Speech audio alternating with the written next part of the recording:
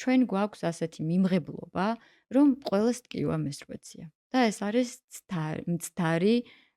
შეხედულება, ასე ვთქვათ, და ეს ჩვენ არ უნდა დავუშვათ, რომ არა, ყველას არის ტკივა menstruacja, ზოგადად ენდომეტრიოზი აქვს ქალების 10%-ს მსოფლიოში, ამიტომაც თუ მე menstruacja ძალიან მტკივა, რომ მჭირდება ტკივილგამოყუჩებელი 3 დღე სამსახურში ვერ მივდივარ, ანუ მჭირდება აუცილებლად რაღაცა თბილი რო დავიდო და დავწვე, ვიღაცამ წიგნიც კი დაწერა მაგაზე, ჩემი ცხოვრება, თბილი, რა ქვია, ბალიშის გარეშე. ხო და ამიტომაც ეს არ არის ასე ვთქვათ სწორი რომ მივიღოთ ეს ტკივილი, მაგრამ როგორც კი ტკივილი გვაქვს, მოვუსმინოთ ამ ტკივილს, ეს უნდა იყოს სიგნალი რომ მივიდეთ სპეციალისტთან და სანამ შეკითხვებზე პასუხს არ მივიღებთ, რატომ